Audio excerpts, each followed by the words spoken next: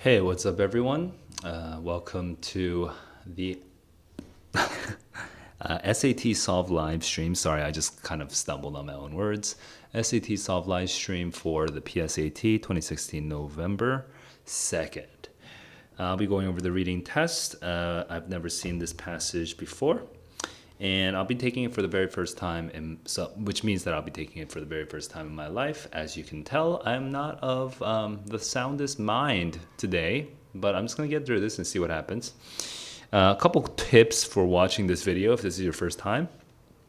Want to let you know that probably what you want to do is watch this video at 1.5, 1.75, or 2.0 times playback speed. You want to watch it probably faster than the speed at which I'm speaking. It'll probably make things more interesting for you as you do that. But if you do that, it gets sometimes a little hard to hear everything I say word for word. So it will help you to also hit the CC button, the closed caption button, for the closed captions, or like the subtitles, basically the transcript live as I speak it. And as you do that, you can follow along as I go through these questions. Another last tip would be the PDF itself. If you've not taken this PSAT before, I strongly recommend you actually solve it first before watching me do it. It'll give you a point of comparison. If you just watch it, it might be a little boring. All right, so that's that for the tips. A quick recap of my general strategy. I primarily focus on reading the passage and being able to understand what came out on which side of the page. I should have a good map of my passage. After that, I go into the questions, and when I go into the questions, I slow down, I look at the question stems, and then I think, hey, what's the answer? And I make a prediction. I do not let myself get snagged by the answer choices by trying to do process elimination right away. I avoid that as much as possible. I just make a prediction, and then I choose the thing that matches. I only do process elimination as a last resort. So that's my general strategy. All right, that's it for the small talk. Let's get right into it. One minor awkward thing about this formatting. Now it's more natural, and I'm about to get started. Today I'll just be doing one passage only, just given my time constraint for my schedule. So I'll see you guys in the next one for passages 2 through 5. All right, here we go. 3, 2, 1, let's go. Akhil Sharma, so probably Indian American, lost in a book. We have a bookish character, like my brother Birju, developing pneumonia and having to wear oxygen mask. I would think time would vanish. Okay, so it was kind of escapism, right? We lied about the reading. That's kind of interesting. They were science fiction, fantasy, not like real life things. I claim to have read more famous books that are not science fiction or fantasy.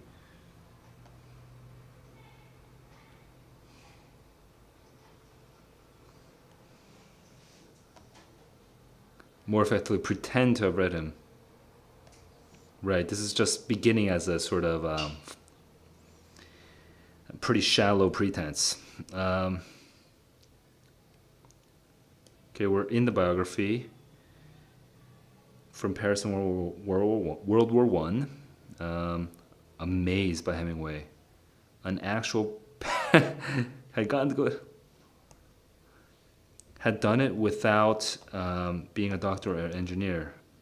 Okay, very much that Indian American good life. Happier and happier to travel, do what you want. It's like being rich. So I'm at 137. I'm going to say 135. The light outside turned blue. Okay. Trees grew visible. Happiness intense. Chest stretched. Several days. Finished biography. Because of this happiness, I'm pretty sure there's going to be a question about this. As I read, I wanted to be a writer.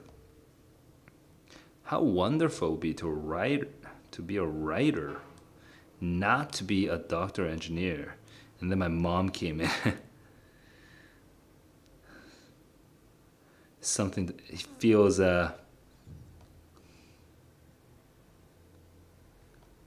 like he's doing something bad.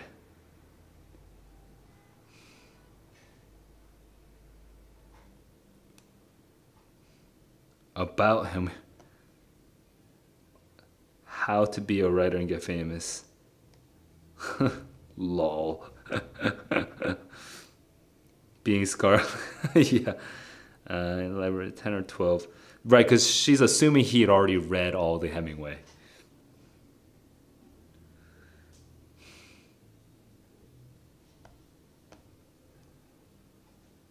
Would have to. A Good Life. I checked that out. That's actually a hilarious. That's hilarious in with sort of sense of dramatic irony because obviously that's not the thing. Like it's not easy to write simply. I mean, it's easy in some respects, but it's much harder in some other respects. Um, what a cute story. That was so funny. Anyway, here's my map of the passage. Top left. Top left, we have this character who has his brother, and we have this. Sorry, we have this character who loves books, and he imagines terrible things happening, like his brother getting sick and having to be on a respirator or something, and then this character would just read his books and come back to the real world, and all the problems would vanish. He was kind of escapist about this thing. This is the first paragraph. It's the top left now, where the first column. We're now in the middle and the bottom left of the first column of the first page. I'm getting redundant with my phrasing, but he basically pretends to read more sophisticated things like Hemingway. To his teachers, he actually reads sci-fi and fantasy. That's what he likes. But he will pretend. And one day he actually read a biography about Hemingway mainly as a way to just shortcut having to actually read Hemingway himself. So he checks out this book biography. He gets this book about Hemingway, and that's the bottom left. Now we're going to the top right, top of the second column, and he falls in love with this idea. No, this actually starts at the very bottom. He says the word amazed, but anyway, and by the top right, we get this idea that's like amazing that you don't have to be an engineer, you don't have to be a doctor. You can just be happy and travel and do the things that you like. And in the middle of the right side, we get this moment where he's just like reading this book like crazy, and then his mom comes in, and he feels like he's doing something bad. He feels a little dirty that he's imagining a life where he doesn't have to be an engineer or doctor away from his brother and his mom or something like that. And then the bottom right, we see him go back to a library, and then this librarian's like, well, books by Hemingway or books about Hemingway? And he's embarrassed that he just wants to learn how to be a writer. How to escape this dreary Indian American life, and he says about Hemingway, and the librarian's really happy about it because there's this irony here. The dramatic irony is so real here, and the librarian thinks that this is like a Hemingway fanatic, but really he's just like, I just want to. Apparently, if you can just write like if you don't have to have sophisticated writing to be like Hemingway. That's his ticket out of here. He can be a writer. All right, so that bleeds over into a third column, which I'm actually looking at right here. I wasn't looking when I was speaking to you, but anyway, that's my map of the passage. I would say it's a really good map. I would say my map of the passage captured most of the details even, so I would give it a solid A, not an A+, because I have had maps of the passage before where I kind of like remembered multiple details and like quoted it, but this is just a solid A map of the passage, which means that I have a really good foundation to just get into the questions, and like I will not even have to read the answer choices many times. I should be able to do 2 or 3 or 4 no-look answers where I look at the question stem, I don't even look back at the passage, I don't even really look through all 4 answer choices, I just choose the one that's right. So we'll see how that works. Here we go. 3, 2, 1, let's go.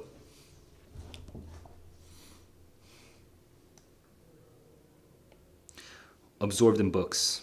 Books. Knowledge. Yeah. Okay, that's not exactly what I was thinking, but 3320. That is a no-look answer. I know that because it's the middle of the lost in books, absorbed in books. Literally 330, also a no-look answer. I'm kind of flexing on you guys. I don't really need to do that, but I'm gonna do it anyway. One reason the narrator liked to read was that reading made him escape. Okay, yep, there we go. 345, no-look answer. All right, I'm just gonna double check some of those, but yeah.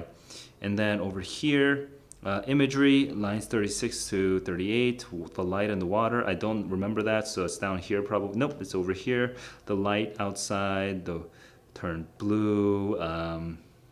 The nearby.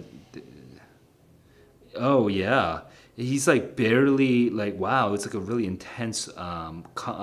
He's like intensely so intense that when he comes out, it's kind of he's dazed, not uneased. Hang on, sense of the change. Yeah, maybe. Retreat is not quite it. Not a similarity. Okay, that's it's a little broad, but whatever. I guess it is a change, right? Turn blue. It's the happiness. 39, the intense happiness. Happiness was so intense, so strong, so powerful, so profound. There we go. That's 445. That's not a no-look answer. I'm going to keep going. Which statement about the narrator's reasons for wanting to become a writer can be inferred? He's just, he's because he thinks it's easy and he can be less by a love of writing, the freedom, he can do what he wants to do. Yeah. I couldn't come up with the word for it, but I kind of knew what I was looking for, even though I didn't have the words for it. All right, that's 505. That's also a no-look answer, by the way, so I'm going to keep going. Best evidence for freedom, that's over here. That's 3335. It's basically my first prediction. 3335. Okay, let's look at 3839 because that was answer choice C. Nope. And then let's look at 4145. That's answer choice D. Wanted to be a writer. There we go. Yep. 41, 45. That is, I had to use process elimination, but it was based on my anchor of 33, 35. So I made it pretty quickly. I didn't have to double check A and B. Reading the biography led him to feel a conflict between his, his expectations for what he has to do and what he wants to do. Okay. Like the jobs. Basically, where's the jobs? Desire for freedom from his current sense of family obligation. Yeah, let me just double check this one because is it an obligation? Far away. This is the conflict, right? Ooh, that's pretty indirect. Yo, that's pretty indirect. But it's obviously that doctor engineer is family obligation. To me, that's pretty obvious. But how do I prove that? Huh. Okay, that's pretty much correct. I'm just going to double check the other ones. Impulse. Conflict between his impulse and desire to be... No.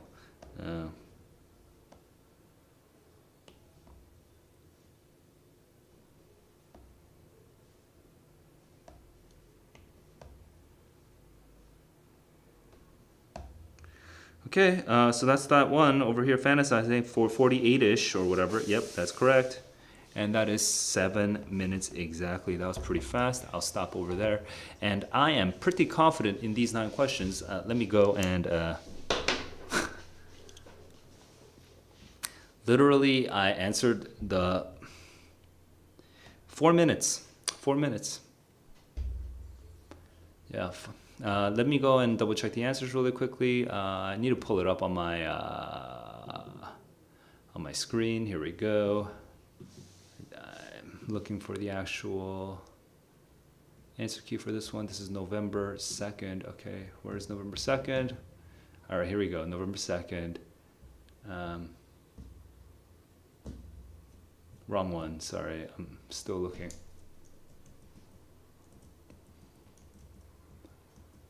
Oh, there we go. All right, here we go. 1 through 9. I chose BAB. BAB are correct. I chose CAC. CAC are correct. Then I chose DBC. DBC are correct. I got 9 out of 9. And how many no-look answers? 1, 2, 3, 4. 1, 2, 3, 4. Okay, and that is 4 out of 5 were no-look answers. Okay. All right, well, that's it for this stream. I'm gonna go, so I'll see you guys in the next one. Until then, keep on learning, keep on growing. Peace.